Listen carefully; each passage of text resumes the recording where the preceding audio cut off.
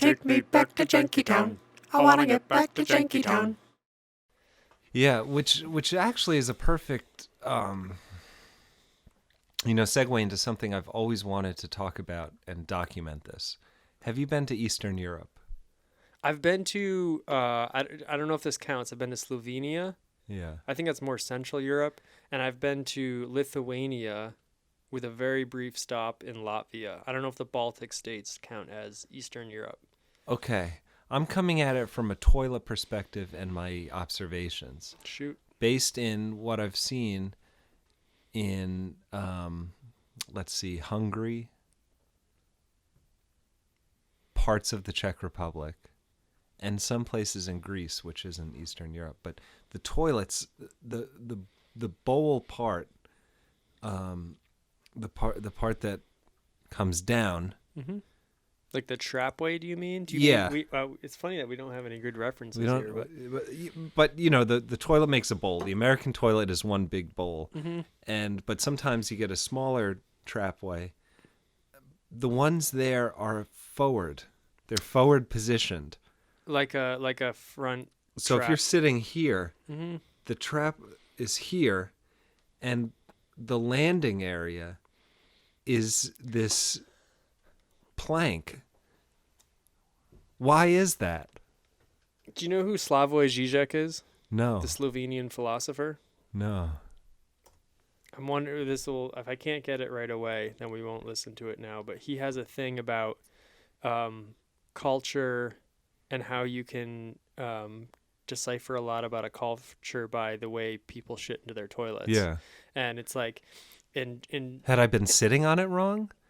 No, I think like in Germany, he says like in Germany they have a really shallow bank that almost sits out of the water. Yeah. So when you shit, the shit falls onto the bank, and it's like beyond like extreme dry docking. Yeah. Where it's because the Germans are so analytical and they want to see everything. And analyzing stools is a really medical good way to tell it your health. You know, if you have blood in your stool or whatever, and the Bristol stool chart. Are you familiar with the Bristol stool chart? No, but I have seen a little book about it. What it tells you. But a lot of this is based on it being in water, though. If it's very buoyant, then it's a little fatty. Sure, I think eventually the point is the water will, or the shit will move its way down into the water. Not in these Eastern European ones. It just sits there, and the water goes around. But when you flush it, will it? Sometimes. Let's see if this picks up.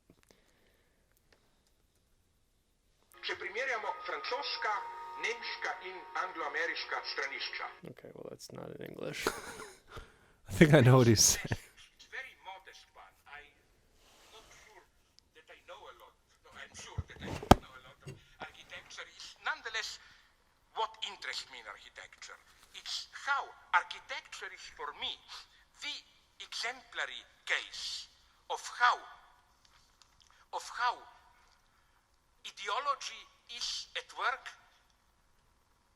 precisely where you don't think you will. He's the weirdest dude. Is this the guy? Is this the guy who made Pervert's Guide to Ideology? Perhaps. The film. It's a it short, sounds right. Short 16-hour film. It sounds right. Yeah.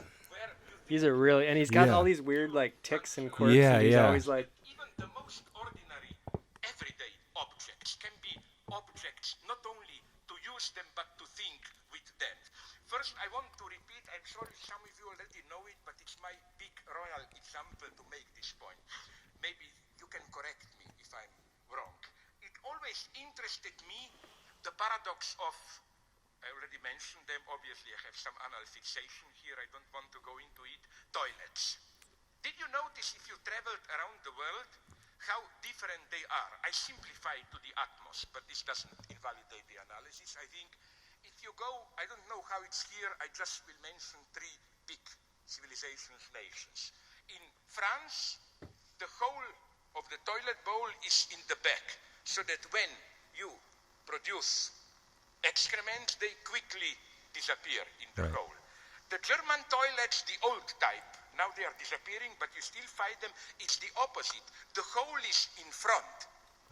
so that when you produce excrements, they're displayed in the bag. They don't disappear in what you're water. talking about? That's This what is I'm the talking German about. ritual. You know, you should every morning sniff, inspect your sheets for traces of illness. It's high hermeneutic.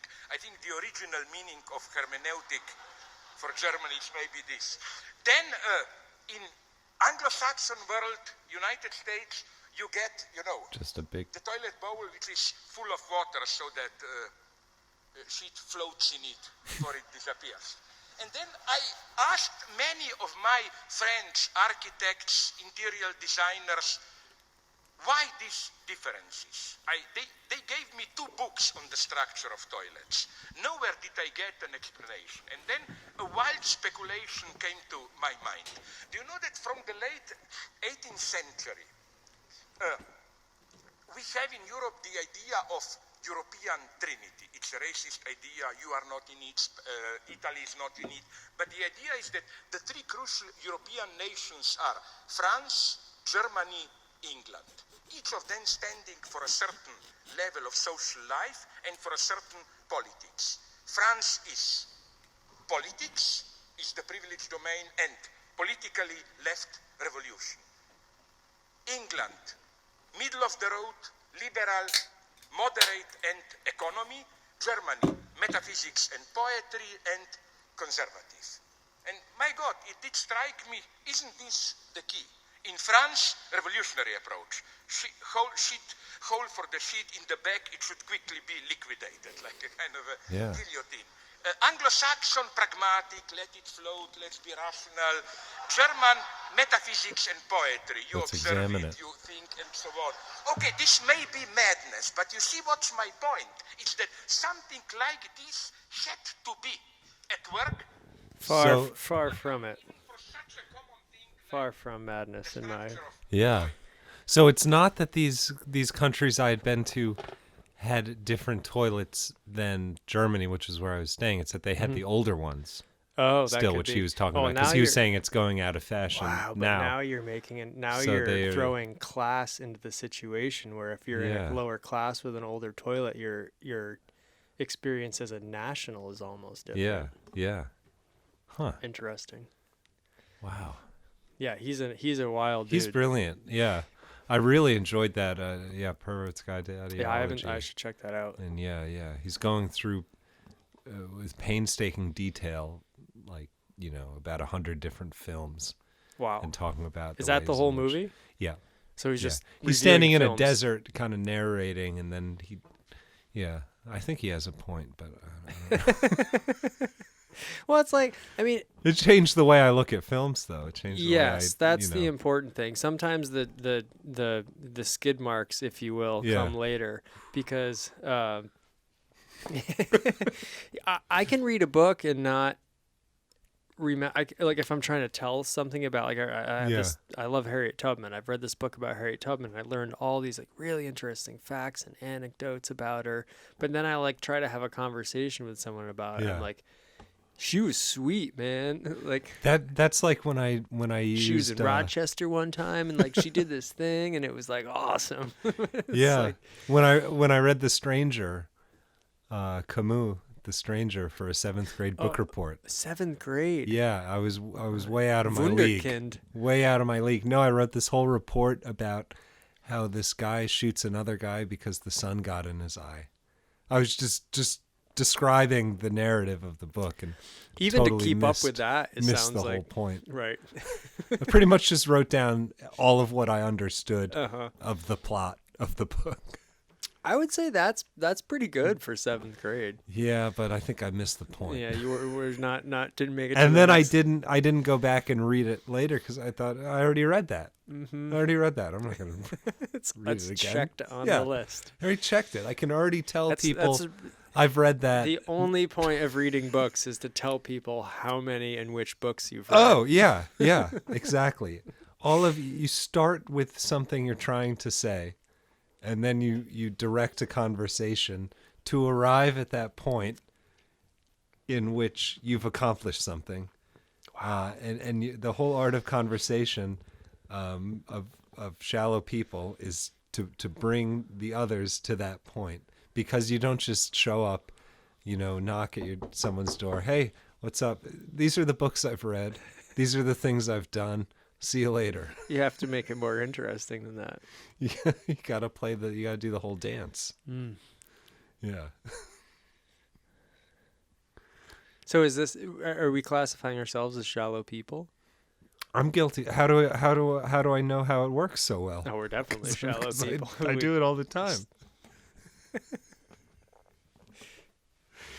I was so excited when I went on this. I went to a bachelor party last week because it was fun. It was fun. But we took someone's minivan, and I thought, great. Now I can talk about the Aerostar. Now I can bring it in. Well, you're new to this. Yeah. As an Aerostar owner, Yeah. you can always talk about the Aerostar. You'll right, find, but a lot of people don't understand, and they're not as excited. You're saying you don't need a bridge; they need a bridge. I don't know. They're not as. It's definitely not. People don't get excited about look at the job I did with the sheet metal where the windows once were. A lot of these things to normal people are They don't warning understand. signs. They don't understand. Warning signs.